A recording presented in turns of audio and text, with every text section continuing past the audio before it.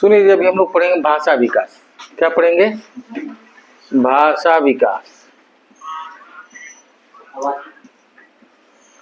ठीक है। पहले भाषा क्या है? ये अभिव्यक्ति का माध्यम है, नहीं जी?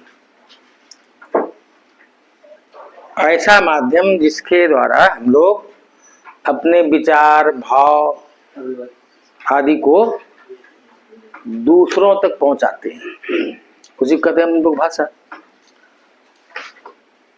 तो उसमें बहुत सारा चीज का रोल होता है। ये मौखिक हुआ, जो हम मुंह से बोल रहे हैं, ये मौखिक हुआ। अब मान लिया हम डायरेक्ट आपसे कुछ नहीं बोल रहे, लेकिन ऐसे किए फेशियल एक्सप्रेशन, तो आप समझ गए सर गुस्सा हो रहे हैं। नहीं, ऐसे दिखाए, समझे कि तुम उठो। तो ये भी एक तरह का हुआ जी अभिव्यक्ति। मतलब इसमें मुखाकृति से अभिव्यक्ति कर सकते हैं, जेस्टिकुलेशन मतलब जेस्चरिंग से, मतलब हाव भाव से कर सकते हैं। कोई आर्ट से भी हम अपने आप को अभिव्यक्त कर सकते हैं। जैसे आप कार्टून बनाते हैं तो वो भी अभिव्यक्ति हुआ। लिखित रूप से अभिव्यक्त कर सकते हैं। आप अपने विचारों को लिख दी, आपको कहे कि आदर्श शिक्षक पर आप लिखें लेख, तो आप अपने भावनाओं को, अपने विचारों को व्यक्त कीजिए। नहीं तो इतना सारा तरह का चीज के माध्यम समझो। भाषा को नहीं, भाषा तो हो गया कि मतलब अभिव्यक्ति का माध्यम, मतलब हम अपने आप की को अभिव्यक्त करते हैं दूसरे के सामने। अपने विचारों को दूसरों तक पहुंचाने के लिए हम लोग, अपने भावों को दूसरों तक पहुंचाने के लिए इन सब चीजों को का सहारा लेते हैं। नहीं, अब भाषा तो बेसिक चीज है, समझ गए? अब भाषा विकास का दो मतलब चरण है। एक जिसको हम लोग कहते हैं प्री स्पीच डेवलपमेंट स्टेज, मतलब प्राक भाषा विकास अवस्था, और दूसरा लेटर स्पीच डेवलपमेंट स्टेज। बात समझे? तो लिख ली, भाषा विकास के दो चरण हुए। पहला क्या हुआ जी? प्राक भाषा विकास चरण। नहीं,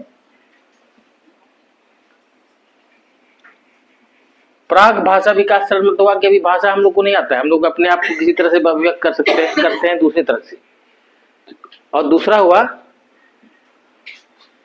उत्तर भाषा विकास चरण।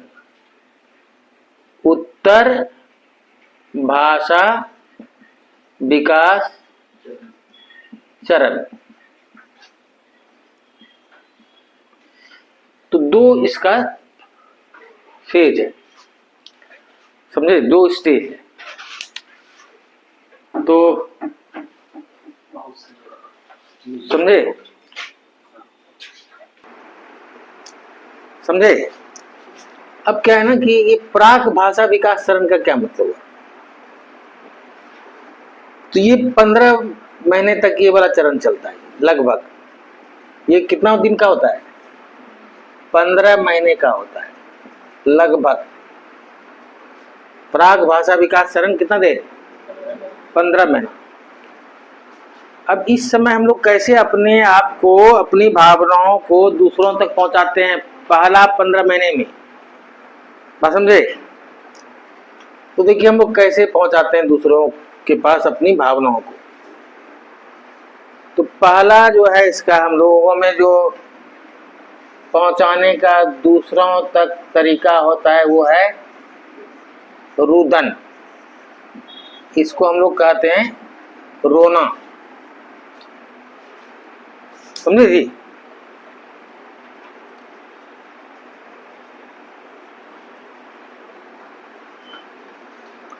इसको रिबल एक मनोवैज्ञानिक था, रोना को कहा आपात श्वास। क्या कहा? रोना को, समझे? देखिए क्या होता है ना कि बच्चा जब रोता है, क्यों रोता है? वो आपको अपनी भावनाओं को पहुंचा रहा है, ये ना होता है जी। तो उसका पहला जो एक्सप्रेशन का तरीका हुआ कौन सी? रोना, जिसको कहा गया आपात श्वास। अब दूसरा चीज जो होता है, इसको लिख लिए कि रुदन को रिबल नामक मनोवैज्ञानिक को क्या कहा के द्वारा क्या कहा गया है? आपात श्वास। दूसरा कहा कि विस्फोटक ध्वनियां, विस्फोटक ध्वनियां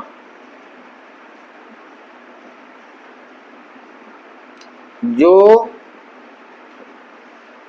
बलबलाना के रूप में बदल जाती है। बलबलाना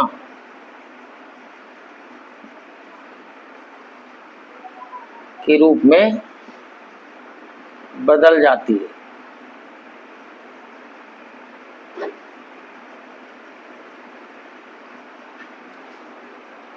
दूसरा क्या हुआ कि विस्फोटक ध्वनियां जो बलबलाना के रूप में बदल जाती है।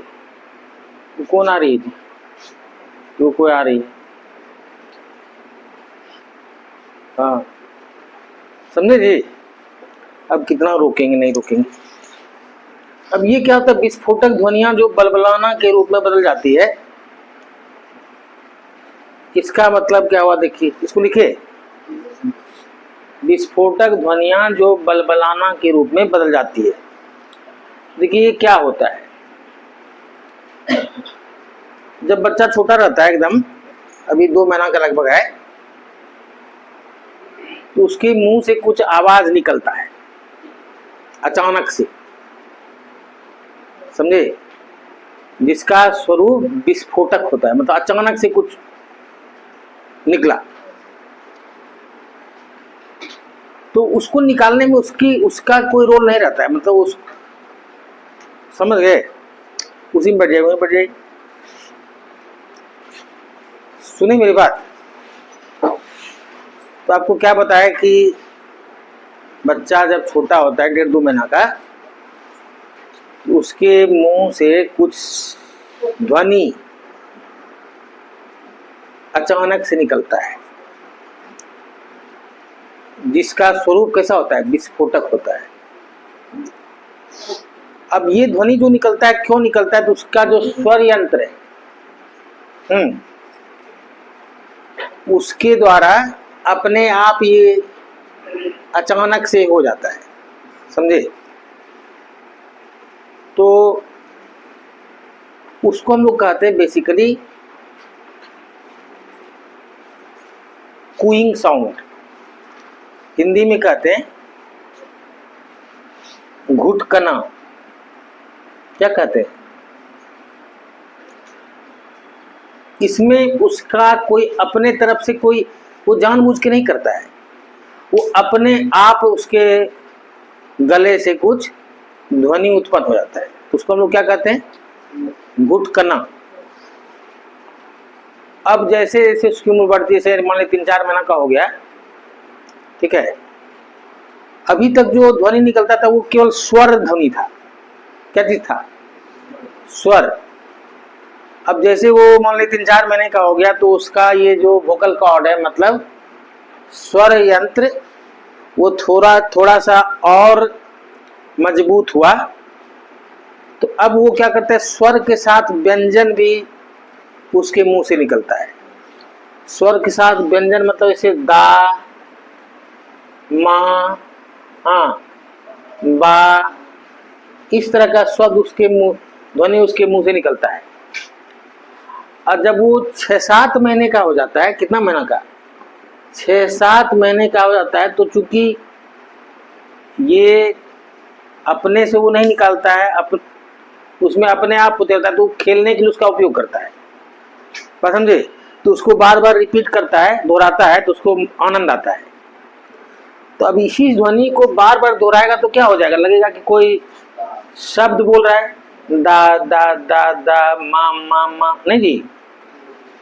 तो आपको लगेगा कि देखो देखो ये पहली बार मा मा मा मा बोला, वो कुछ नहीं बोल रहा है, वो अपने आप हो रहा था, उसको खेलने के लिए यूज कर रहा था, तो वही धीरे धीरे हो गया दा दा दा दा दा दा, मामा मामा मामा, समझे?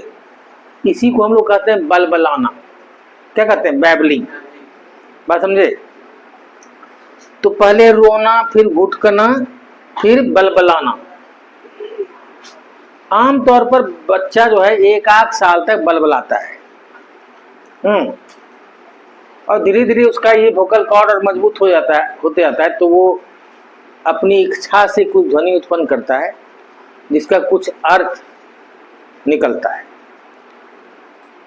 तो हम लोग कहते क्या वो बोलने लगा। बात समझे? तो अब कौन बाल बच्चा कितना दिन तक बलबलाएगा और कितना जल्दी भाषा सीख लेगा, यह इस बात पर निर्भर करता है कि उसको कितना प्रशिक्षण दिया जाता है। आप देखते हैं घर में जब छोटा बच्चा रहता है, को उधर से पार हुआ तो उसको कुछ कुछ ऐसे ऐसे बोल करके उससे बात करने की कोशिश करते हैं हम लोग। इसी तरह हम लोग को पता है कि हम लोग की बात नहीं समझ रहा है, लेकिन फिर भी झूठ मूठ का कुछ बहुआ रे फलना रे, नहीं जी, हम लोग इस तरह बोलते हैं नहीं। तो देखिए साथ साथ में वो भी ऐसे गोल करके वो कुछ कुछ बोलने की कोशिश करता है। तो जितना उसको उसके साथ आप इंटरेक्ट करेंगे उतना जल्दी उसका भाषा विकास होगा, मतलब बलबलाना उतना जल्दी खत्म हो जाएगा और वो बोलने लगेगा। मेरी बात समझ में आ गई? तो हम आपको बताए रुदन, घुटकना, बलबलाना, उसके बाद फिर शब्द। तो अभी जो है पूरी तरह से वो बोलेगा नहीं, मिटा दे सब ना। तो अभी वो क्या कर रहा है ना कि अब वो हाव भाव से बहुत सारा चीज अपने फेशियल एक्सप्रेशन से, अभी चूंकि उसके पास तो 2 4 5 शब्द है नहीं, तो अपने भावनाओं को आप तक पहुंचाने के लिए फेशियल एक्सप्रेशन मतलब आनन अभिव्यक्ति, हाव भाव, इन सब चीजों का भी उपयोग प्रयोग करता है। हाव भाव समझे?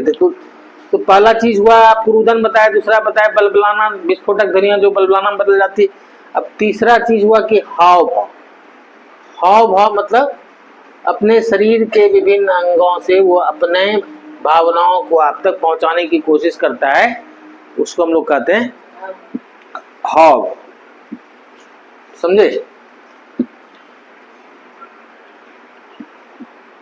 और इसके बाद का जो चरण है, ये क्या चीज बता रहे हैं? प्री स्पीच भाषा विकास का प्राक अवस्था, प्राक भाषा विकास अवस्था। अब चौथे स्टेज में क्या होता है कि वो सांवेगिक अभिव्यक्ति, इसका क्या मतलब हुआ देखिए। सांवेगिक अभिव्यक्ति का अर्थ हुआ, लिखते जाइए जी साथ में आप लोग। सांवेगिक अभिव्यक्ति का अर्थ हुआ कि सुखद स्पष्टीकरण को, वोकलाइजेशन को, वो सुखद संवेग के द्वारा, जैसे आपका हंस करके या हाथ फैला करके है, हाथ इस तरह वो अभिव्यक्त करता है, और दुखद अनुभूति या संवेग को वह रो करके या उसको कहते हुए परिंग फुनकना नहीं करता तो उस तरह से करके बच्चा अपने आप को अभिव्यक्त करता है। तो आपको बताए कि सुखद स्पष्टीकरण को सुखद संवेग द्वारा, सुखद स्पष्टीकरण को क्या चीज के द्वारा? सुखद संवेग द्वारा। और जैसे सुखद संवेग तो आपको होता है हंस करके या बाहें फैला करके या कूइंग साउंड निकाल करके, जो घुटकना कहते हैं। और दुखद संवेग को वो रो करके या ठुनकना जिसको कहते हैं, इस तरह से अभिव्यक्त करता है। ठीक है जी। तो ये हम आपको बता रहे थे प्री स्पीच डेवलपमेंट स्टेज। नहीं, अब speech development stage, letter speech development stage, letter speech development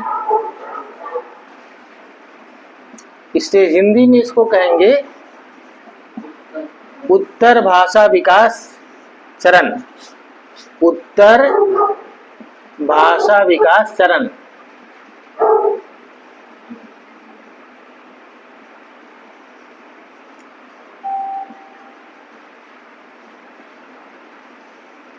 अब देखिए उत्तर भाषा विकास चरण के दो पहलू हैं। पहला क्रियात्मक पहलू, क्रियात्मक पहलू मतलब हुआ मोटर एस्पेक्ट्स, और दूसरा हुआ इसका पहलू ये हो गया क्रियात्मक, उसके मानसिक पहलू।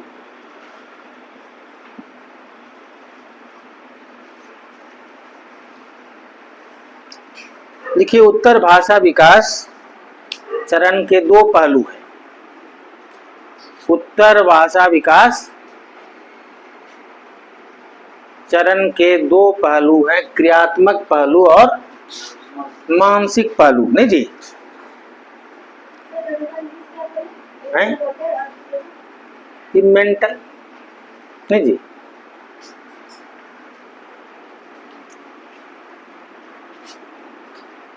अब देखिए इसका क्या मतलब हुआ। ध्वनि को अच्छी तरह संयोजित करके अर्थपूर्ण शब्द निकालना। जैसे हम लोग क्या करते हैं, देखिए हमारा ध्वनि यहाँ उत्पन्न हो रहा है, उसको जीभ दांत मुंह के मूवमेंट से हम लोग उसको शब्द का रूप देते हैं।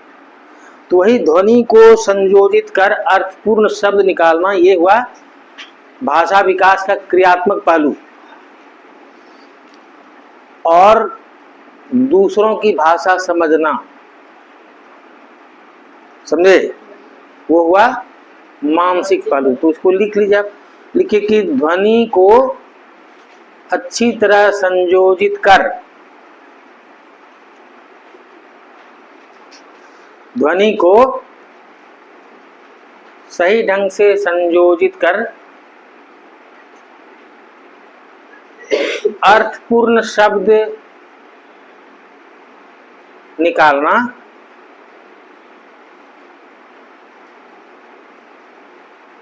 भाषा विकास का क्रियात्मक पहलू है।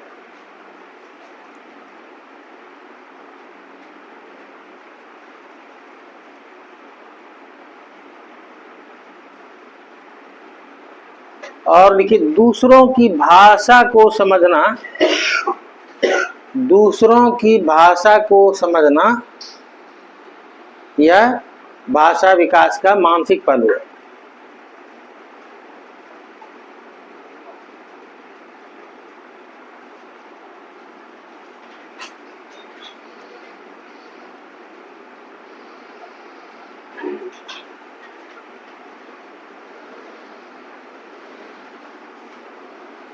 हो गया। अब इसके कितने चरण हैं? उत्तर भाषा विकास के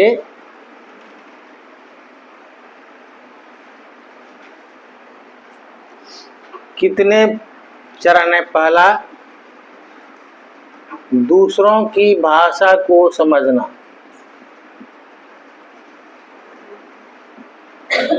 दूसरों की भाषा को समझना।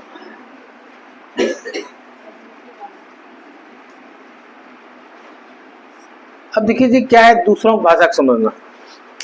जब आप बच्चे के सामने कुछ बोलते हैं तो आपके हाव भाव से धीरे धीरे करके वो आपके द्वारा बोले गए शब्द या भाषा को समझने की कोशिश करता है। बात समझे? तो जब समझेगा तब ना वो कुछ रिएक्ट करेगा या कुछ करेगा। मेरी बात समझ में आ रही है? तो आपके हाव भाव, आनंद अभिव्यक्ति मतलब फेशियल एक्सप्रेशन, जेस्चर आदि के द्वारा वो आपके भाषा को समझने की कोशिश कर रहा है। तो समझेगा तब फिर वो बोलेगा नहीं। तो पहला चीज तो ये हो गया जी, समझे?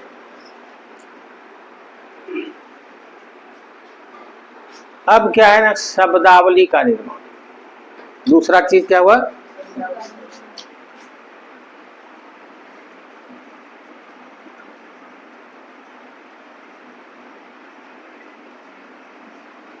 शब्दावली मतलब वोकैबुलरी।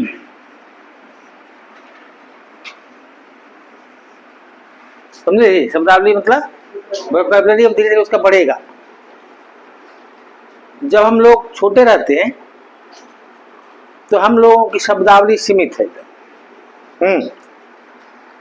हम लोग की शब्दावली मुख्य रूप से भोजन से संबंधित शब्दावली ही हम लोग को आता है केवल। समझे? खा, पा मतलब पानी, तो भोजन से संबंधित शब्दावली हमारे पास है। ऐसा मनोवैज्ञानिकों द्वारा देखा गया कि 18 महीने के बच्चे 10 शब्द का प्रयोग करते हैं। कितना शब्द का? और 2 वर्ष के बच्चे आमतौर पर 29 शब्द का प्रयोग करते हैं। 18 महीने के बच्चे कितना? 10 शब्द का प्रयोग करते हैं और 2 वर्ष के बच्चे 29 शब्द का प्रयोग करते हैं। लेकिन इसकी शब्दावली 200 से 300 होती है। शब्दावली है इतना, देखिए प्रयोग कितना करता है? 29। बात समझ में आ रही है? आपको बताए कि 18 महीने के बच्चे 10 शब्द का प्रयोग करते हैं और 2 वर्ष या 24 महीने के बच्चे 29 शब्द का प्रयोग करते हैं। लेकिन उनकी शब्दावली होती है 200 से 300। अब जैसे वो स्कूल जाने लगेगा तो उसकी शब्दावली बढ़ जाएगी। बात समझे? तो अब हो गया जी, इसको मिटा दें।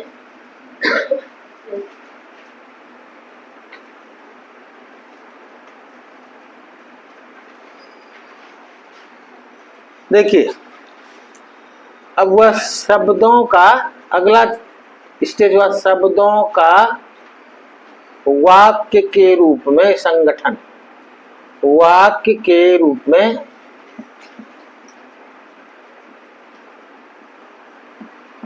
संगठित करना, शब्दों को वाक्य के रूप में संगठित करना।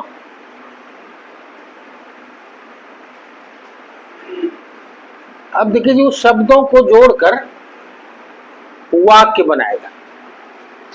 नहीं तो वाक्य बनाएगा तो वो क्या करेगा? शुरू में ही लंबा चौड़ा कॉम्प्लेक्स सेंटेंस बोलना शुरू कर देगा कि पहले छोटा छोटा, जैसे कि वो पहले केवल संज्ञा और क्रिया को जोड़कर वाक्य बनाएगा। जैसे पानी पीना, कुछ इसी तरह लेना जाना, इस तरह से खाली क्या क्या चीज का प्रयोग किया? संज्ञा और सर्वनाम, मतलब नाउन और संज्ञा और सर्वनाम नहीं, संज्ञा और वर्ब, मतलब नाउन और वर्ब को मिला करके, मतलब संज्ञा और क्रिया को मिला करके एक तो वाक्य किसी तरह आपको बता दिया कि हमको ये प्रॉब्लम है या हम ये चाहते हैं। बस समझे? धीरे धीरे करते करते उसको 5 वर्ष का उम्र होते होते सारा जितना भी पार्ट्स ऑफ स्पीच है, मतलब जितने भी शब्द के भेद हैं, सब का वो प्रयोग करने लगता है। और अब वो छोटा छोटा सारा तरह का वाक्य वो बोल लेता है। बात समझ गए जी? कब तक? 5 साल होते होते तक वो सब तरह के छोटे छोटे वाक्य, जिसमें हर पार्ट्स ऑफ स्पीच का उपयोग होता है। शब्द भेद होता है ना जी, आप पढ़े होंगे बचपन में, नाउन प्रोनाउन वगैरह वगैरह। तो पार्ट्स ऑफ स्पीच के सारे भेदों का वह उपयोग करके वो छोटे छोटे वाक्य बोलने लगता है। बात समझ गए? अब क्या हुआ? समझे जी? तो अब क्या है ना कि उसको फोन आ रहा है।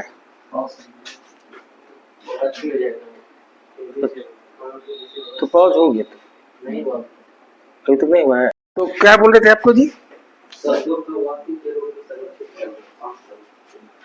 हो गया ना। अब अगला चीज है जी, अच्छा एक चीज और बता दे, जैसे जो बच्चा का बुद्धि लब्धि ज्यादा होता है, मतलब तेज बच्चा है, उसका भाषा विकास उस बच्चे की तुलना में जिसका बुद्धि कम है ज्यादा तेज गति से होता है। ठीक है। उसी तरह से निम्न सामाजिक आर्थिक स्तर के बच्चों से उच्च सामाजिक आर्थिक स्तर के बच्चों का भाषा विकास ज्यादा तेज गति से होता है। उसकी तो वजह आप समझते हैं। अब मान लीजिए छोटा बच्चा है, आजकल का घर में तरह तरह का चीज है, उसके पास कंप्यूटर है, मोबाइल है और टीवी है, बहुत दुनिया जान सब तरह का चीज है, तो वो अलग अलग तरह के शब्द, गाँव का बच्चा है बेचारा, गरीब आदमी बच्चा, उसको क्या पता क्या डोरेमोन और पोकेमोन और उसमें जो तरह तरह का गैजेट देखता है बच्चा लोग, और उसका नाम हम लोग बड़ा होके जानते थे, तो आजकल का बच्चा 3-4 साल में सीख जाता है। तो इस कारण से क्या होता है कि निम्न सामाजिक आर्थिक स्तर के बच्चों से उच्च सामाजिक आर्थिक स्तर के बच्चों का भाषा विकास ज्यादा तेज गति से होता है। क्लियर जी। अब देखिए उच्चारण। अब उच्चारण इसका अगला चरण है। उच्चारण में क्या है, आपको पढ़ाए होंगे पहले भी कि छोटे बच्चे अनुकरण से सीखते हैं, ये आपको पढ़ाए हैं। आप जैसे, आपका जैसा एक्सेंट होगा, आपका जैसा प्रोनाउंसिएशन होगा, वैसा उसका प्रोनाउंसिएशन होगा। यहाँ तक कि अगर आप उसको अल्फाबेट सिखा रहे हैं, मतलब वर्णमाला, और आपका हैंड राइटिंग खराब है, तो बच्चे का हैंड राइटिंग वैसे ही होगा। बात समझ गए जी।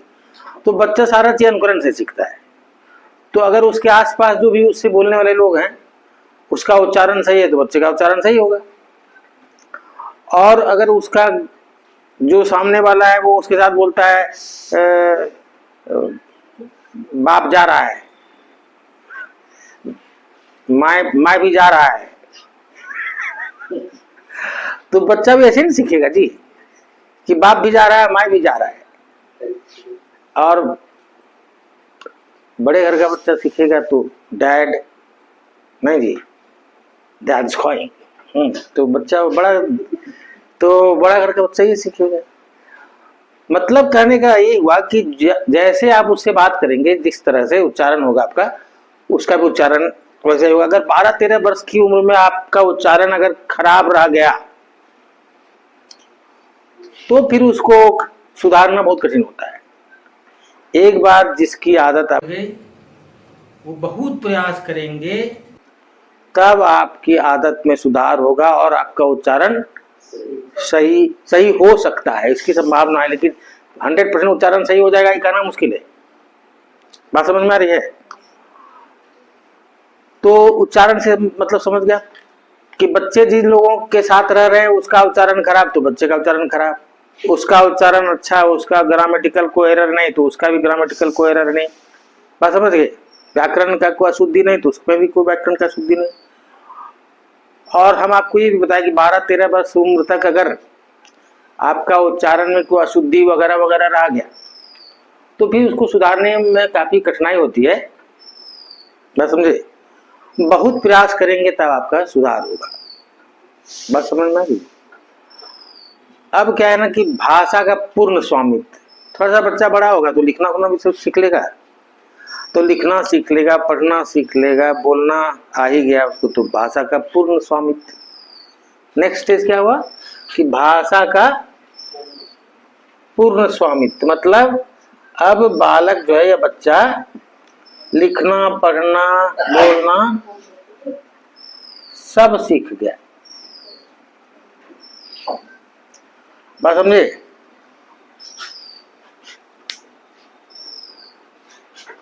तो ये हो गया जी। अब भाषा विकास के क्रम, भाषा विकास के क्रम।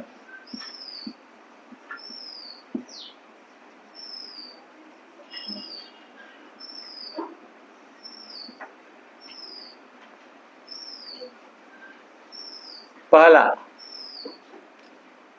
ध्वनि उत्पन्न करना,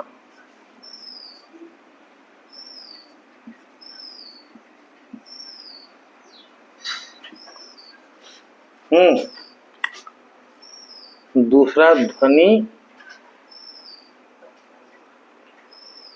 क्या बताया जी? ध्वनि उत्पन्न करना हो जी, ध्वनि को समझना।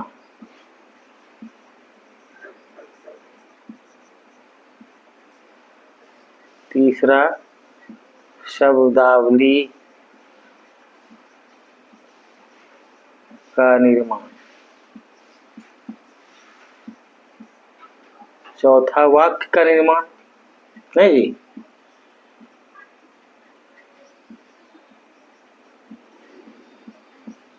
पांचवा भाषा पर का पूर्ण स्वामित्व।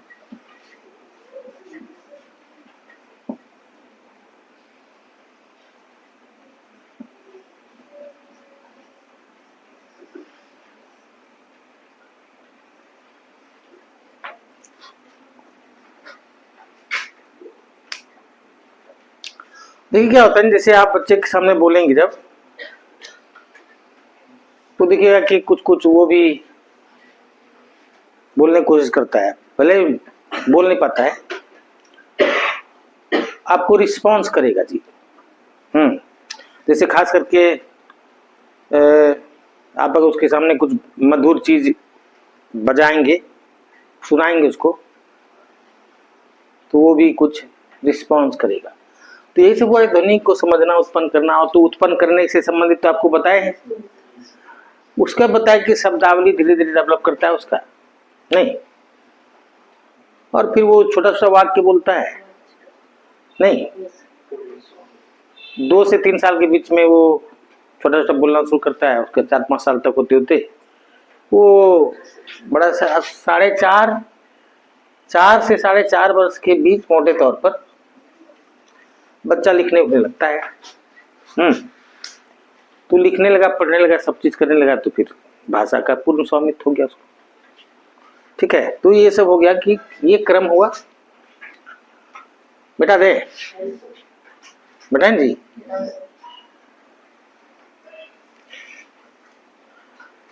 अब भाषा विकास को प्रभावित करने वाले कारक। भाषा विकास को प्रभावित करने वाले कारक।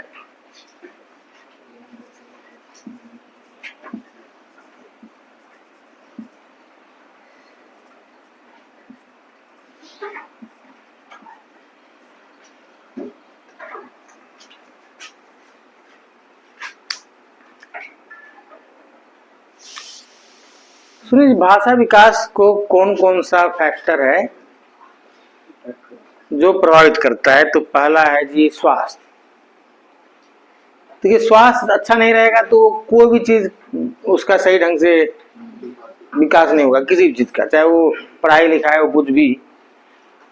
तो स्वास्थ्य कमजोर रहेगा बच्चे का तो उसको कोई भी तरह का बीमारी रहेगा तो उसका ये सब चीज बाधित होगा। पहला चीज तो हो गया स्वास्थ्य। तो स्वस्थ रहना बच्चे का जरूरी है। उससे अगर स्वस्थ नहीं रहेगा तो उसका हर गतिविधि प्रभावित होता है, तो उसमें भाषा विकास भी प्रभावित होता है। तो पहला चीज आप लिखेंगे, स्वास्थ्य जो है वो भाषा विकास को प्रभावित करने वाला पहला कारक। दूसरा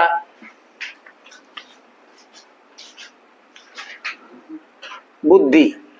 अभी मैं आपको बताया कि कम बुद्धि वाला बच्चा का भाषा विकास धीरे धीरे होता है और तेज बुद्धि वाले बच्चे का भाषा विकास तेज गति से होता है, नहीं? तो ये इसका तो कोई नहीं। उसका लिंग, लिंग मतलब या यौन, जो भी कहिए। लड़कियों का भाषा विकास लड़कों की तुलना में ज्यादा तेज गति से होता है। आपको हम बताए होंगे पहले भी शायद कि लड़कियां 1 साल में लड़कों की तुलना में ज्यादा शब्द बोलती है। लड़कियों का भाषा विकास ज्यादा तेज गति से होने के कारण क्या होता है? का कारण क्या होता है कि लड़कियां जो है वो माँ के साथ ज्यादा अटैच रहती है, वो घूमती फिरती रहती है। उसका जो बोली है और माँ की बोली दोनों सिमिलर होता है। और माँ के साथ साथ घूमती फिरती रहती। तो अब लड़का बच्चा का बोली पिता के साथ तो मिलता जुलता नहीं है, मतलब उसका साउंड का जो पिच है, या समझ गए जी, मतलब उसका जैसे लड़की का बच्चा का तो एक ही तरह का ना होता है आवाज, लेकिन लड़का बच्चा और पिता का आवाज एक तरह का होता है, नहीं होता है। मोर और पिता दिन भर तो घर में रहता नहीं है, और कई कारणों से लड़कियों का भाषा विकास लड़कों की तुलना में ज्यादा तेज गति से होता है। नेक्स्ट है जी सामाजिक आर्थिक स्तर। सामाजिक आर्थिक स्तर। अभी हम आपको बताएं कि जो निम्न सामाजिक आर्थिक स्तर के बच्चे होते हैं उसका भाषा विकास उस सामाजिक आर्थिक स्तर के बच्चों की तुलना में धीरे धीरे होता है। उच्च सामाजिक आर्थिक स्तर के बच्चों के पास तरह तरह की सुविधाएं हैं, टेलीविजन है, मोबाइल है, कंप्यूटर है और तरह तरह का गैजेट है जी। हाँ, तो वो तरह तरह का चीज सीख रहा है। एक तो ये कारण हुआ, उसके यहाँ तरह तरह का मैगजीन पेपर आता है, उसको थोड़ा सा भी वो देखा, कभी कभार ही देखा तो कुछ तो सीखा। बात समझ में आ रही है। और जो निम्न आर्थिक सामाजिक स्तर के बच्चे हैं उसको ये सब सुविधा का अभाव है, इसलिए उसका विकास, भाषा विकास उतना तेज गति से नहीं होता है। मोर ओवर जो उच्च सामाजिक आर्थिक स्तर के बच्चे के माता पिता उसके भाषा विकास के लिए कुछ विशेष प्रबंध भी कर सकते हैं। जैसे एक टीचर रख दिया है स्पेशल, जो उसको सिखाएगा, अंग्रेजी सिखाएगा, फ्रेंच सिखाएगा, कुछ भी सिखाएगा, बात समझे, तो उसका भाषा विकास तेज गति से होगा। तो इन सब कारणों से क्या बताए कि निम्न सामाजिक आर्थिक स्तर के बच्चों की तुलना में उच्च सामाजिक आर्थिक स्तर के बच्चों का भाषा विकास ज्यादा तेज गति से होता है। अब देखिए परिवार का आकार जरा सा और क्या क्या है जो भाषा विकास को प्रभावित करता है। तो परिवार का आकार, परिवार का आकार क्या होता है ना, आप समझ लीजिए कि जिस परिवार में ढेर लोग होते हैं उस परिवार के बच्चे भाषा विकास ज्यादा तेज गति से होता है। अब क्यों, इधर से को गया, दादी गई, क्या रे बबुआ, तो उधर से चाचा आ गया, चाची आ गई, तो इस तरह से करते करते उसका दिन भर ट्रेनिंग चलते रहता है, समझे। तो आमतौर पर, और अब मान ली घर में एकदम पूरा न्यूक्लियर फैमिली है, मतलब वाइफ हस्बैंड बच्चा, हस्बैंड चला गया काम पर, अब माँ और बच्चा है जी, अब माँ को काम भी करना है, तो उसके साथ कौन बोलेगा जो उसका भाषा विकास हो पाएगा। तो ऐसी स्थिति उसका भाषा विकास थोड़ा सा मंद हो जाता है, बात समझे। अब उसके बाद क्या होता है कि जैसे एक से अधिक भाषा का, ये तो हो गया परिवार का आकार। नेक्स्ट है कि एक से अधिक भाषा का प्रयोग, एक से अधिक भाषा का प्रयोग। अब देखिए क्या होता है,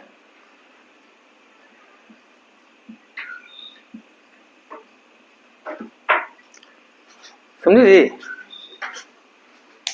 अब मुद्दा ये है जैसे कि बच्चे का की माँ की मातृभाषा है पंजाबी, और शादी किया है बिहारी से, उसकी मातृभाषा है भोजपुरी, समझ लीजिए। मतलब बच्चे की पिता की मातृभाषा है भोजपुरी या बच्चे की माँ की मातृभाषा है पंजाबी। अब उसका बच्चा का दादा दादी आया है, बच्चा है तो भोजपुरी में बोल रहा है बच्चे से, का हो लइका बबुआ, हाँ। और उसका नाना नानी आया तो उसको पंजाबी में कुछ बोल रहा है। माँ बाप उससे हिंदी में बोल रहा है या अंग्रेजी में बोलने की कोशिश कर रहा है, और बेचारा कंफ्यूज है, वो समझ में नहीं आ रहा है कि वो कैसा पागल है, क्या बोलता है पता नहीं चलता है, अलग अलग तरह से बोल रहा है। तो उस कारण से बच्चे का भाषा विकास थोड़ा अवरुद्ध हो जाता है। अगर आपके यहाँ मल्टीलिंगुअल प्रॉब्लम है, मतलब ढेर सारा तरह की भाषा आपके यहाँ चल रहा है, तो फिर बच्चे का भाषा विकास अवरुद्ध हो जाता है, या मतलब अवरुद्ध नहीं, मतलब मंद हो जाता है। बात समझे? अब देखिए, जन्म क्रम भी एक होता है भाषा विकास के लिए का फैक्टर। जन्म क्रम मतलब जन्म क्रम, इसका क्या अर्थ हुआ? कोई बच्चा जो पहला संतान होता है अपने माँ बाप का, समझिएगा जी, तो माँ बाप उस पर ज्यादा ध्यान दे पाता है, क्योंकि उसका लाइफ का पहला एक्सपीरियंस है, हर तरह का कोशिश करता है, हर तरह का चीज उसके लिए करता है, उसको ज्यादा समय दे पाता है। तो उस कारण से उसका भाषा विकास उस बच्चे की तुलना में जो बाद में आएगा ज्यादा तेज गति से, क्योंकि बाद वाले बच्चे का उतना ध्यान नहीं दे पाते माता पिता चाह करके भी। हम लोग क्या कंप्लेन होता है लोगों को कि माता पिता बड़ा भाई बड़ी बहन से ज्यादा प्यार करते हैं, वो नेचुरल है जी। उसमें क्या होता है ना कि ये आपके लाइफ का पहला एक्सपीरियंस होता है, आप उसके लिए कितना तरह से दिमाग में कल्पना करके करते हैं नहीं जी। तो इस कारण से लोग, ये कारण होता है, मतलब पहला संतान का भाषा विकास बाद वाले संतान की तुलना में ज्यादा तेज गति से होगा। क्लियर जी? अब बहुजन्म, बहुजन्म मतलब समझ लीजिए क्या हुआ। बहुजन्म, एक साथ एक से ज्यादा संतान पैदा हो गया, जुड़वा तिड़वा चौड़वा जो भी होता है। एक बच्चे को तो पालना बहुत कठिन काम है।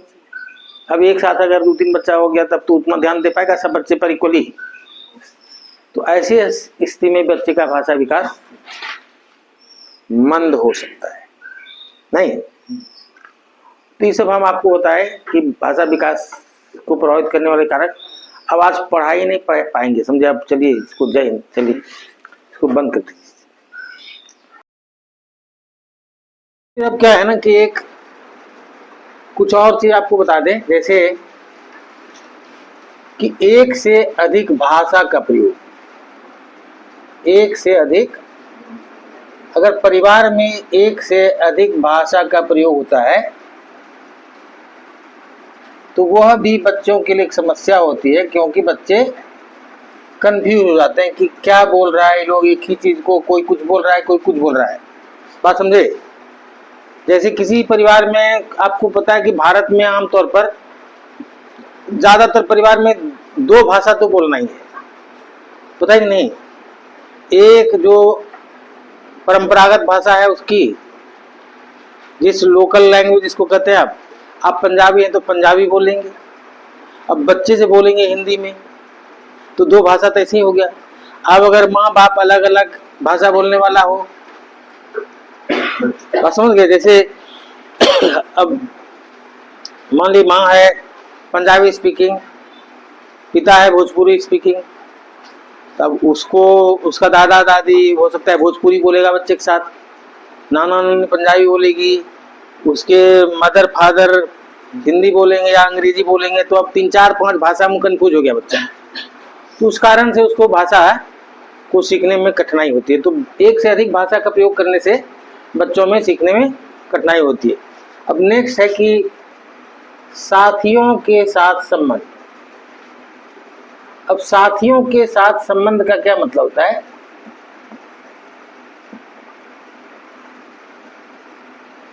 जैसे कुछ माँ बाप अपने बच्चे को दूसरे बच्चों के साथ इंटरेक्ट नहीं करने देते, नहीं, कुछ माँ बाप अपने बच्चे को दूसरे बच्चों से मिलने जुलने नहीं देते। जो बच्चा अन्य बच्चों के साथ जितना ज्यादा मिले जुलेगा उसका भाषा विकास उतना अधिक होगा, और कम मिले जुलेगा तो भाषा विकास कम होगा। क्लियर? तो साथियों के साथ संबंध से मतलब अगर अच्छा संबंध है, मतलब मिलता जुलता है ज्यादा, तो उसका भाषा विकास ज्यादा होगा। क्लियर जी। अब माता पिता द्वारा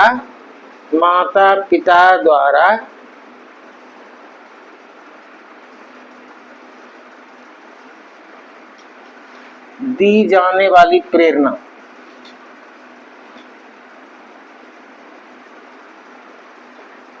मतलब ये हुआ कि अगर जो माता पिता अपने बच्चे को सीखने के लिए प्रेरित करते रहते हैं, भाषा सीखने के लिए, उसका विशेष ध्यान रखते हैं, समझे जी। जो माता पिता अपने बच्चे के भाषा विकास के लिए पहले से सजग रहते हैं और उसको सीखने के लिए प्रेरित करते रहते हैं, उसका भाषा विकास ज़्यादा तेज गति से होगा। और जो माता पिता न्यूट्रल है, कुछ नहीं ध्यान देते हैं, तो उसका बच्चे का भाषा विकास धीरे धीरे होगा। क्लियर जी। तो ये हुआ, आपको बता रहे थे कि भाषा विकास को प्रभावित करने वाले कारक बता दे सबको। अब हम लोग जानेंगे कि बच्चे शब्दावली का निर्माण कैसे और कब सीखते हैं। क्या चीज? शब्दावली का निर्माण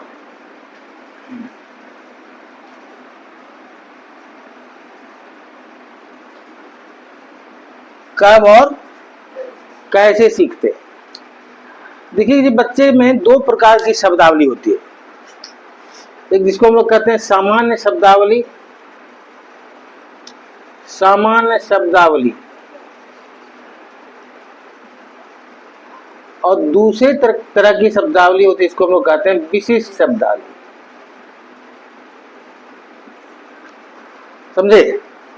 अब सामान्य शब्दावली का क्या अर्थ हुआ कि जो शब्द सामान्य बोलचाल, मतलब सामान्य परिस्थिति में हम हमेशा बोलते रहते हैं, उसको हम लोग कहते हैं सामान्य शब्दावली। जैसे अभी आप देखते होंगे कि हम लोग जब अभी आपको पढ़ाते हैं तो आपको हम बोलते हैं उद्दीपन।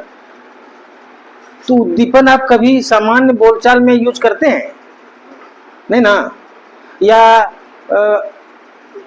अनुक्रिया, इस तरह की भाषा का प्रयोग आप सामान्य बोलचाल में नहीं करते हैं।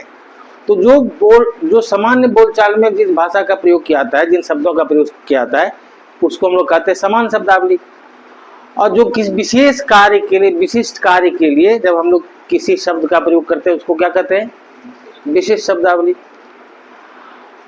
अब चूंकि हम लोग ज्यादातर सामान्य बातचीत में जो भाषा प्रयोग करेंगे वो ज्यादा करेंगे, तो इसलिए सामान्य शब्दावली किसी बच्चे के या किसी व्यक्ति की ज्यादा होती है। सामान्य शब्दावली जैसे मान लिया अच्छा, जाना, खाना, हंसना, उठना बैठना, आदमी, ये सब क्या हुआ? सामान्य शब्दावली। और विशिष्ट शब्दावली हुआ कुछ जो विशेष समय में हम लोग बोलते हैं, तो उसका वोकैबुलरी कम होता है बच्चों में भी और हम लोगों में। तो कौन कौन सी विशेष शब्दावली बच्चे कब कब सीखते हैं? तो पहला लिखिए जी, रंग संबंधी शब्दावली।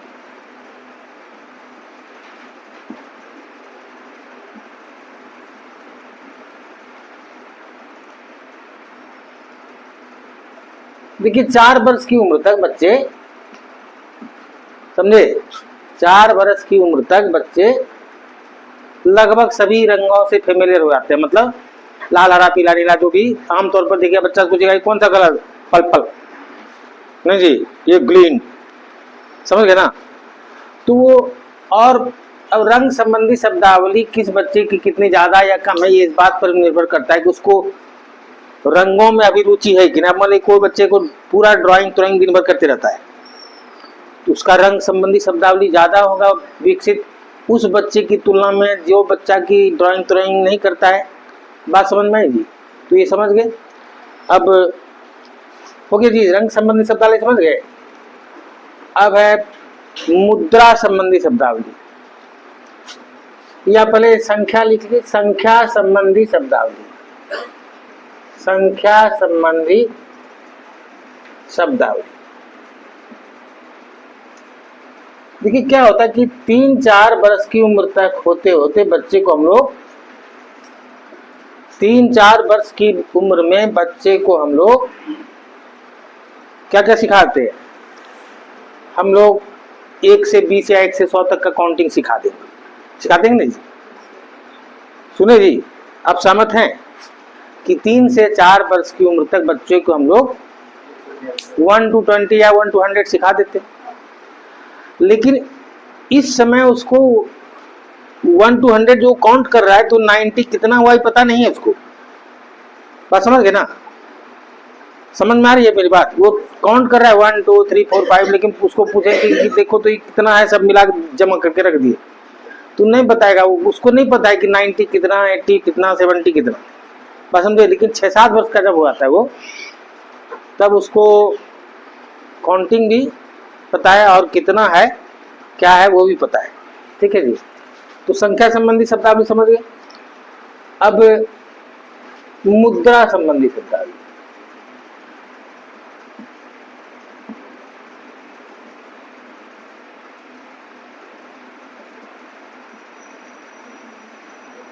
देखिए वो सब अभी जो है 3-4 बरस की उम्र में बच्चे को पता है कि नोट है, पैसा है, लेकिन आप ऐसा कर सकते हैं कि उसको, अगर उसके पास 2000 का नोट है और वो पतला दुबला है, उसको दे करके, सॉरी उससे ले करके उसको 100 रुपया अगर चौड़ा उड़ा वाला है पुराना, तो उससे आप ले सकते हो। उसको ही नहीं पता है कि कौन ज़्यादा कौन कम। बात समझे? तो उसको आप इस तरह से बेवकूफ़ बना सकते हैं। बात समझ में आ रही है? तो अभी उसको खाली पता है कि पैसा है। धीरे धीरे वो क्या करता है, 4 वर्ष के बाद उसके रंग के आधार पर, उसके शेप के आधार पर, तो उसकी आकृति के आधार पर सिक्कों और मुद्रा की पहचान उसको धीरे धीरे होने लगती है। जैसे जैसे उम्र बढ़ेगी तो रुपया के रंग के आधार पर पता चल गया 5 रुपया है, 10 रुपया है, 20 रुपया, सब अलग अलग रंग होता है ना करीब करीब, तो पहचान होने लगती है। और जो थोड़ा सा निम्न सामाजिक आर्थिक स्तर के जो बच्चे होते हैं, उसकी मुद्रा संबंधी शब्दावली उच्च सामाजिक आर्थिक स्तर के बच्चों से ज्यादा होती है। बात समझ में आई? क्या बताए कि गरीब आदमी के बच्चा का मुद्रा संबंधी शब्दावली या मुद्रा संबंधी पहचान वगैरह वगैरह उसको अमीर घर के बच्चों से ज्यादा होती है। ऐसा क्यों होता है? बताइए बताइए हैं? उसको सबसे मतलब नहीं है। उसका छोटे जो बच्चा छोटा मतलब निम्न स्तरीय सामाजिक आर्थिक स्तर का है, उसको अगर 1 रुपया मिल गया या 2 रुपया मिल गया, 5 रुपया मिल गया, तो उसके लिए उसका काफी महत्व है। बात समझ गए? तो जिसका महत्व होगा किसी के लिए, तो उसको ज्यादा अच्छी तरह समझेगा। और जो बड़े घर का बच्चा है उसको रुपये पैसा क्या जरूरत है? उसको तो पूरा दुनिया मिल रहा है सही, बिना कुछ किए वो पैसा क्या जरूरत है? उसको नहीं कभी पड़ा।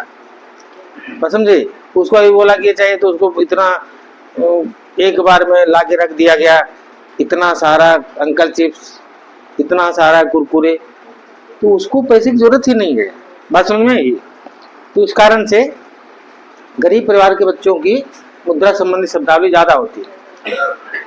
अब ट्रिक संबंधी शब्दावली।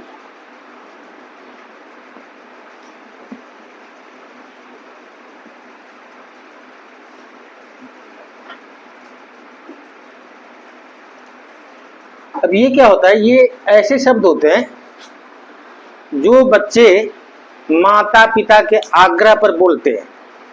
जैसे अभी 2 साल तक का बच्चा है मान लीजिए, तो उसको कहा गया बेटा बोलो दूध, तो बोलेगा दूध, पानी, रोटी, भात। अभी उसका अर्थ उसको हो सकता है सही ढंग से पता भी नहीं, लेकिन उसको बोलने आग्रह करने पर जब वो बोलेगा तो उस तरह का शब्दावली को हम लोग क्या कहते हैं? ट्रिक संबंधी शब्दावली। बात समझ गए? तो ये आप समझ गए ट्रिक संबंधी शब्दावली। बेटा दें, अब आपको जानना है शिष्टाचार संबंधी शब्दावली। शिष्टाचार संबंधी शब्दावली का क्या मतलब हुआ? क्या बोले? शिष्टाचार संबंधी शब्दावली। Thank you, good night, good morning, sorry, नहीं समझे? Very good. ये सब शिक्षा शिष्टाचार संबंधी शब्दावली है। अब ये बच्चों में 4-5 साल 3-4 साल के बाद वो ये वाला गुण मतलब ये सारा शब्दावली उसको आता है। अब ये 3 साल पर आएगा कि 4 साल पर आएगा, वो डिपेंड करेगा कि बच्चे के माता पिता कितना उसको इस तरह का चीज सिखा रहे हैं। बात समझे? अगर पढ़ा लिखा घर का बच्चा होगा, हो सकता है 2 साल से ही 2.5 साल से ही बोलना शुरू करेगा जी। बात समझे? हम मेरा बेटा जब छोटा था तो उसको एकदम छोटा, जब वो ठीक से बोल नहीं पाता था, उसको कहते थे गुड नाइट, तो बोलता था कुन्नन। समझे? गुड नाइट में उसको भी बोलना है गुड नाइट, तो क्या बोला कुन्नन। समझे? तो इस तरह से वो आप I am sorry, excuse me, good morning, good evening, ये सब थैंक यू, ये सब चीज होगा जो बच्चे को आप सिखाएंगे तो सीखेगा, नहीं सिखाएंगे नहीं सीखेगा जी। समझे? आप चाहे 4 साल का हो जाए 5 साल का। क्लियर जी? अब स्लैंग, स्लैंग मतलब हुआ गाली गलौज भद्दी शब्दावली। तो इस तरह की शब्दावली बच्चे आमतौर पर 5 साल के बाद ही सीखते हैं, और इसमें ज्यादातर यौन अंग से संबंधित शब्दावली होती है और मल मूत्र त्याग करने से के अंग से संबंधित शब्दावली। बात समझे? तो ये सब बच्चे सीखते हैं 5 साल के बाद। उसका अर्थ वो समझे न समझे, ज्यादातर जो बक रहा है भद्दी शब्द की शब्दावली जो उसके पास है, उसका अर्थ वो नहीं समझ रहा है, लेकिन वो आपसे सीख रहा है अनुकरण करके कि वो गुस्सा में ही बोला तो वो भी सीख लिया कि गुस्सा आने पर इस तरह बोला आता है। उसको पता नहीं है उसका अर्थ। आप समझ गए जी? और जो निम्न सामाजिक आर्थिक स्तर के बच्चे होते हैं उसका ये शब्दावली ज्यादा होता है जो उच्च सामाजिक आर्थिक स्तर के बच्चे होते हैं उससे। बात समझ में आ गई जी? गांव का बच्चा जो है, मान लीजिए अभी 5-6 साल का है, उसको गाली बोली है, बोलने उतना गाली देगा, इतना सारा चीज क्या भाग जाएंगे वहां से, नॉन स्टॉप देगा वो आपको गाली। उतनी गाली देगा जो आप सुने भी नहीं होते। समझ गए जी? अब एक चीज होता है, इसको वो कहते, ये समझ गए, भद्दी शब्दावली। इसको क्या कहा गया? भद्दी शब्दावली।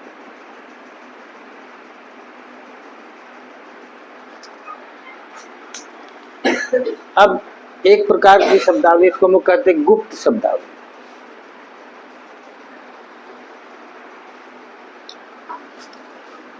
अब ये गुप्त शब्दावली क्या है सुनिए। इसका उपयोग बच्चे आपस में एक दूसरे से संकेत के रूप में इसका करते हैं उपयोग। जैसे मान ली कोई टीचर को बच्चा पसंद नहीं करता है, बात समझे, तो आपस में एक दूसरे से बोला आगे क्रूसिंग, क्रूसिंग आगे, क्रूसिंग आगे, मोगेम्बो। तो खाली वही लोग समझ रहा है कि वो क्या बोल रहा है, किसके बारे में बोल रहा है।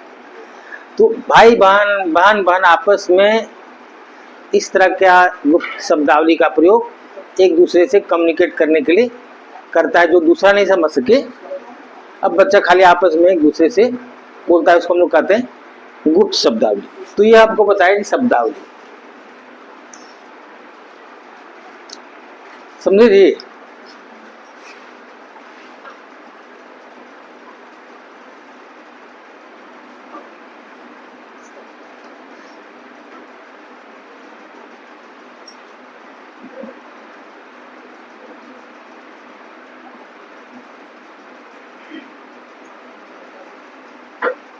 भाषा विकास में अवरोधक या भाषा विकास में समस्या, क्या चीज बता रहे हैं? भाषा विकास में अवरोधक या भाषा विकास की समस्या। समझे जी? अवरोधक या समस्या, एक ही चीज हुआ ये। तो सबसे पहला चीज है भाषा को समझना, भाषा को अच्छी तरह समझना।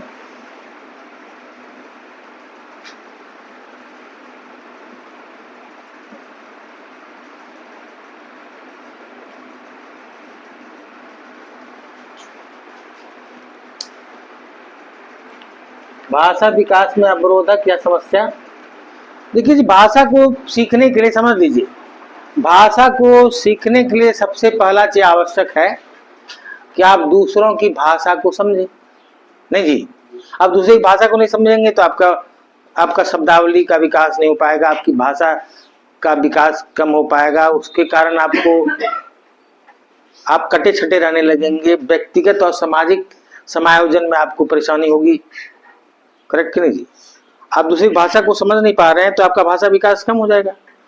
तो आपको पता है कि चूंकि हम समझ नहीं पाएंगे, हम उसके भाषा को समझ नहीं पा रहे या हम उससे इंटरेक्ट, तब आप दूसरे से इंटरेक्ट नहीं कर पाएगा, अंतक्रिया नहीं कर पाएगा, तो आप अलग थलग कटे रहने की कोशिश करिएगा।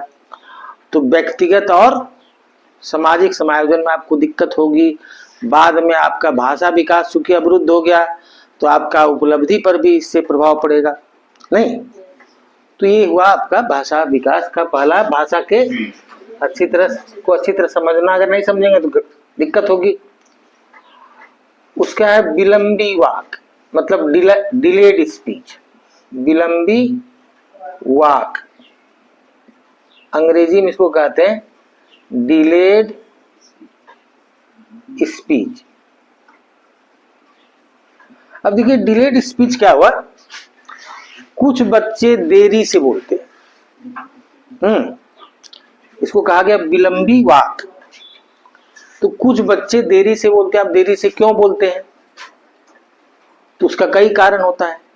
जैसे माता पिता के द्वारा प्रॉपर प्रशिक्षण नहीं दिया गया, तो इस कारण से वो देरी से बोलेगा। तब इससे आगे बहुत सारी समस्याएं उत्पन्न हो सकती है। उसके भाषा विकास की गति धीमी हो जाएगी, और जैसे ही भाषा विकास की गति धीमी हो जाएगी तो जो आपको पता है कि उसको व्यक्तिगत सामाजिक समायोजन सब चीज में दिक्कत होगी। उसका असर उसके उपलब्धि पर भी पड़ेगा, क्योंकि आप कोई भी चीज पढ़ते लिखते जो है, जो हिंदी पढ़े, संस्कृत पढ़े कि अंग्रेजी पढ़े, समाज अध्ययन पढ़े, सब चीज तो भाषा में ना होता है। तो आपका भाषा विकास थोड़ा कम हो गया तो आप उसको समझ नहीं पाएंगे। बात समझ गए जी? तो उसका इफेक्ट लॉन्ग टर्म होता है। अब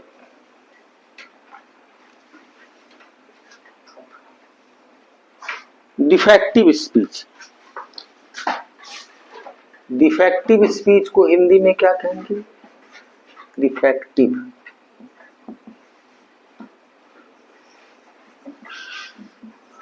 दोषपूर्ण वाक, दोषपूर्ण वाक। अब इसका क्या मतलब हुआ? जैसे कि आप शब्द का सही अर्थ नहीं समझ रहे हैं, शब्द का सही ढंग से उच्चारण नहीं कर रहे हैं, और वाक्य का सही ढंग से निर्माण नहीं कर पा रहे, मतलब वाक्य की संरचना नहीं कर पा रहे। तो इसमें दोषपूर्ण वाक्य में तीन चीज हुआ। क्या क्या हुआ बताया आपको? कि शब्दों को का सही अर्थ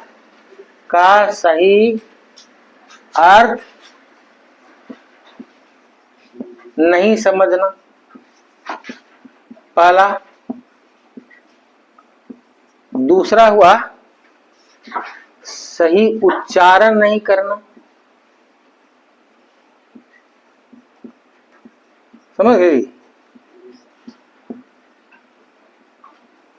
और तीसरा सही ढंग से वाक्य निर्माण, सही ढंग से वाक्य निर्माण में शुद्ध, मतलब वाक्य निर्माण में सही ढंग से वाक्य निर्माण नहीं कर पाना।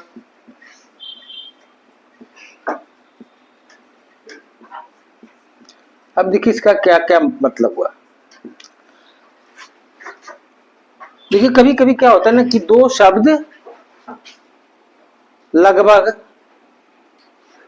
एक ही तरह का होता है, मतलब लिखते हैं उसको लगभग एक ही तरह से, समझे? तो उसके अर्थ जान में हेर फेर होता है, पहला चीज। और उसके उच्चारण में भी आपको हेर फेर होता है। जैसे देखिए इधर पानी, अब पानी, अब ये तो पानी हुआ जल, ये हुआ हाथ। अब देखिए दीन, ये हुआ गरीब दुखिया, ये हुआ दीन मतलब डे समय। काल। बात समझ गए? तो अच्छा, एक तो शब्दावली छूट गई, समय संबंधी शब्दावली तो नहीं बताए? नहीं, तो एक रूल लिख लीजिए, जैसा समय संबंधी शब्दावली कहीं पर लिख लीजिए, समय संबंधी शब्दावली।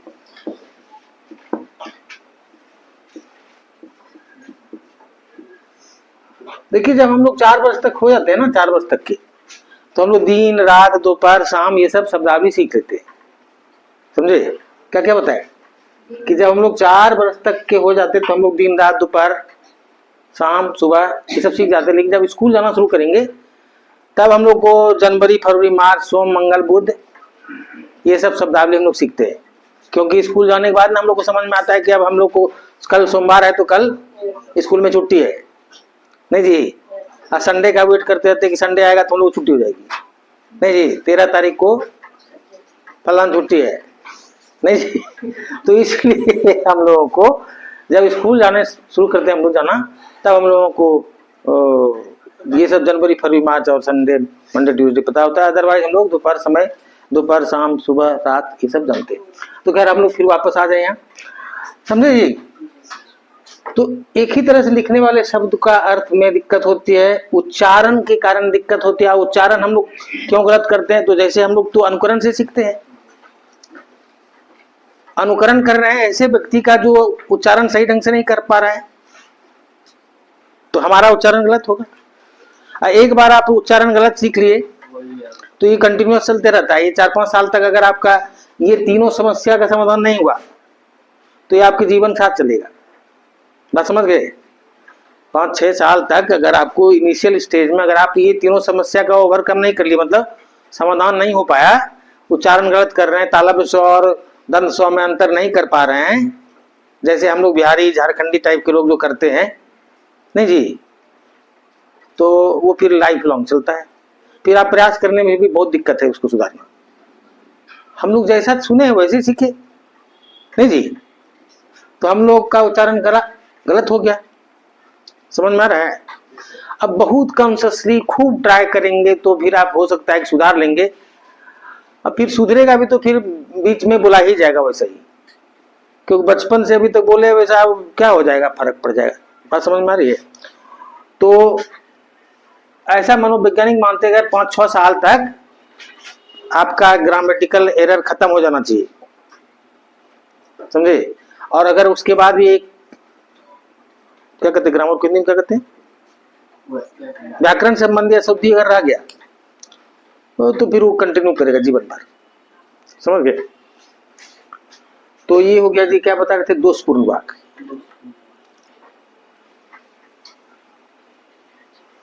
अब वाक विकार,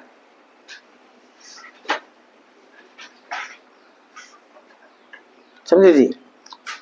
वाक विकार मतलब स्पीच डिसऑर्डर, हिंदी में इसको कहेंगे वाक विकार। बात समझे? जैसा स्कूल करिए, समझे क्या बोल रहे थे? वाक विकार का क्या मतलब हुआ कि शब्दों के उच्चारण में होने वाले गंभीर दोष, सुने क्या बोले? शब्दों के उच्चारण में होने वाले गंभीर दोष को वाक विकार कहते हैं। ऐसा मनोवैज्ञानिक मानते हैं कि, समझे, ऐसा मनोवैज्ञानिक मानते हैं कि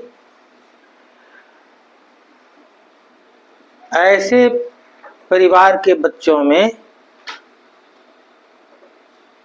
इस दोष की संभावना ज्यादा रहती है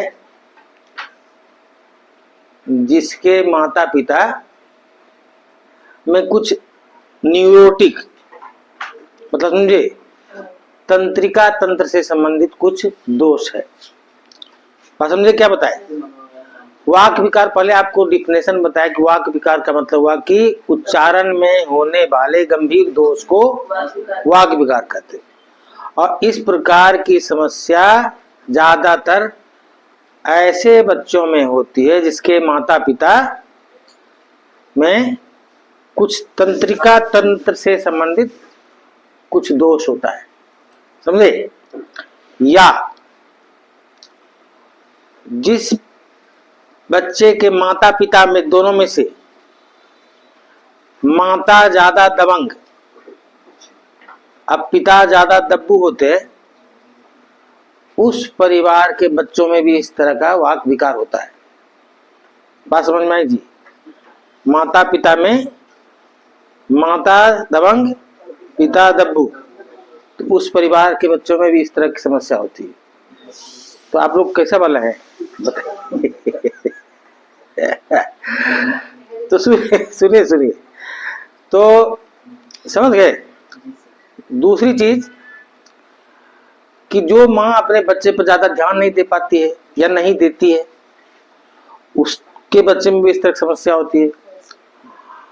जिस बच्चे के माता पिता का आपस में संबंध अच्छा नहीं होता है, उस बच्चे में भी इस प्रकार की समस्या होती है। बात समझे? तो अब ये वाक विकार कितना तरह का होता है? पहला, तुतलाना।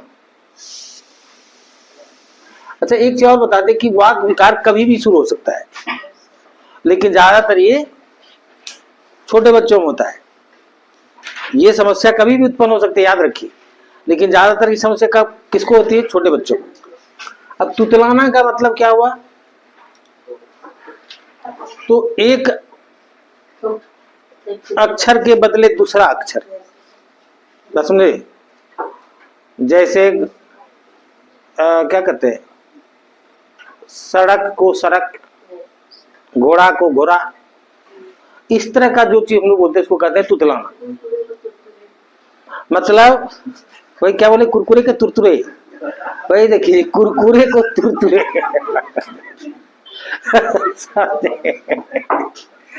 तो किसी अक्षर को हम लोग दूसरे अक्षर के साथ जब सब्स्टिट्यूट करते हैं, प्रतिस्थापित करते हैं, तो उसको हम लोग कहते हैं तुतलाना, समझे?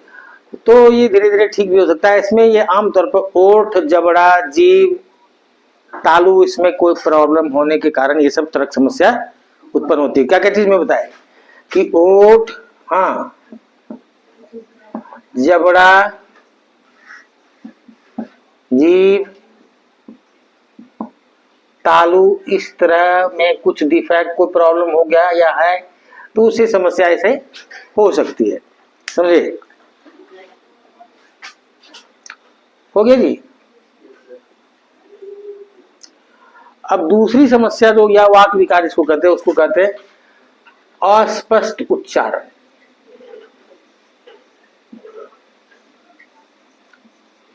ये भी समस्या जो अभी हम आपको बताया कि ओठ, जबड़ा, दांत, इस सब में कुछ तरह का प्रॉब्लम होने से होता है, तो व्यक्ति क्या करता है, जल्दी जल्दी बोलने लगता है, तो उसका उच्चारण अस्पष्ट हो जाता है। क्या होता है, वो चूंकि ओठ, जबड़ा, दांत में कुछ समस्या कारण उच्चारण सही नहीं, तो व्यक्ति जल्दी जल्दी बोलने लगता है, तो उसका उच्चारण और अस्पष्ट हो जाता है। बात समझ गई? अब हकलाना। हकलाना क्या है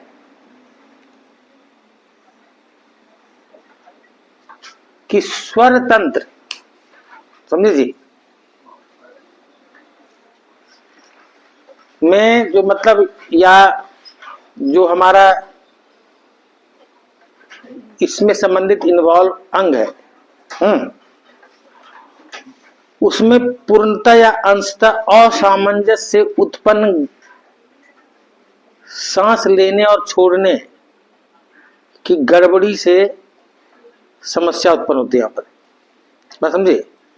जो हमारा ये सब अंग है जो हमको बोलने में मदद कर रहा है, उसमें अंशतः या पूर्णतः असामंजस्य से सांस लेने और छोड़ने में जो गड़बड़ी उत्पन्न होता है, उस कारण से व्यक्ति हकलाता है।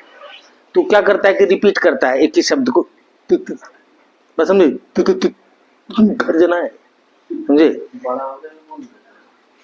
ये जो है ना, ये समस्या लाइफ लॉन्ग हो सकती है, ये थोड़े दिन बाद ठीक हो सकती है। तो अब इस समस्या के बारे में कुछ लोग ये मानते हैं कि वंशानुगत होता है, कुछ लोग ये मानते हैं कि कुछ विशेष तरह का बीमारी जैसे मेनिंजाइटिस और बहुत तरह की समस्या अगर किसी बच्चे को हुई तो उसके कारण ये समस्या उत्पन्न हो सकती है। और कुछ लोग ये मानते हैं कि माता पिता ज्यादा बच्चों पर ज्यादा प्रेशर डालने से भी इस तरह की समस्या होती है। याद रखिए जी, हकलाने की समस्या ज्यादा तनाव में अगर बच्चा रहेगा तो भी ये होगा, तो उस तरह का हकलाना खत्म हो जाता है, वो सब हकलाना ठीक हो जाएगा। लेकिन जो बताया अभी हम आपको, अब मान लीजिए उसमें क्या होता है कि इसमें भी ये सब क्या बताया कि सब अंग में कुछ प्रॉब्लम है, उसके सामंजस्य नहीं हो पाता है, तो अब उसको कभी कभार सुनते हैं कि सर्जरी से भी ठीक हो जाता है। अब जो भी है तो हम लोग को नहीं जानना है कि कैसे ठीक होता है, तो हकलाना आप समझ गए जी। अब एक चीज होता है समस्या, इसको कहते हैं क्षिप्रोच्चारण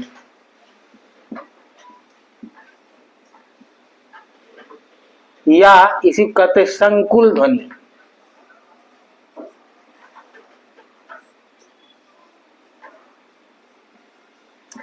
अब ये क्षिप्रोच्चारण या संकुल ध्वनि क्या होगा? पहला चीज, आप तेज बोलेंगे, कंफ्यूज टाइप से बोलेंगे, समझे जी,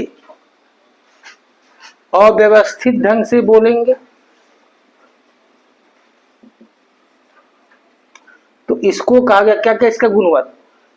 जल्दी तेज बोलना, कंफ्यूज टाइप से बोलना, अव्यवस्थित ढंग से बोलना, इसको हम लोग कहते हैं क्षिप्रोच्चारण, या ये कुछ हद तक हकलाना से मिलता जुलता है। लेकिन ये तो ठीक हो सकता है, हकलाना मुश्किल होता है ठीक होना। ये ठीक हो जाएगा, देखिए हकलाना ठीक होना मुश्किल है, समझ गए। अब एक चीज होता है, इसको हम लोग कहते हैं हीसिंग साउंड, सौ। कुछ व्यक्ति क्या करता है ना, उसका वोकल कॉर्ड पर ठीक से नियंत्रण नहीं होने के कारण वो हर शब्द के साथ या तो सौ या सौ का प्रयोग करता है, तो उसको हम लोग कहते हैं हिसिंग साउंड या सौ करना, समझे जी। तो ये एक वाक विकार हो गया। तो ये जब हम आपको बताए वाक विकार, अब नेक्स्ट जो बाधक है वो बोलने में कठिनाई। अब बोलने में कठिनाई का तात्पर्य क्या है? आप भी ये समस्या फेस की होंगी, जैसे आप मान ली कहीं गए हैं तो आपको ये लग रहा है कि किस टॉपिक पर बोले। अब मान ली हो गया कि इस टॉपिक पर हम बोल सकते हैं फलाना के सामने, तो कितना बोलना है, कम बोलना है, ज्यादा बोलना है, बात समझ गए जी। बहुत ज्यादा बोलने वाले भी लोग सामाजिक रूप समाज में उसका मतलब वही सामाजिक समायोजन में दिक्कत है, और कम बोलने वालों को भी दिक्कत है। तो आदमी को ना तो ज्यादा बोलने का है ना कम बोलना है, जहां पर आवश्यक हो वहीं बोलना चाहिए, झूठ मूठ का टांग नहीं रहना चाहिए, खास करके दूसरे के फटे में टांग तो नहीं हिलाना चाहिए, बात समझ गए जी। तो इसे मैं आपको बताया कि कैसे कैसे भाषा क्या क्या दोष है जी, समझे। अब भाषा सीखने का साधन, भाषा सीखने के साधन, तो पहला साधन हो गया जी अनुकरण। आप ये सबको उतना एक्सप्लेन करने की जरूरत नहीं, आप समझ रहे हैं क्या अनुकरण मतलब हुआ। दूसरा खेल हुआ जी, खेल खेल में भी हम लोग भाषा सीखते हैं। उसके बाद कहानी सुनते हैं जी, नहीं कहानी सुनना, एक दूसरे से बातचीत करते हैं तो भी सीखते हैं हम लोग, नहीं जी। प्रश्न करना, क्यों, कहां, कैसे, क्या, तो प्रश्न करना, यही है भाषा सीखने का साधन। तो भाषा विकास से संबंधित जो टॉपिक था वो खत्म, पूरी तरह समाप्त, क्लियर जी। चलिए आज जय हिंद।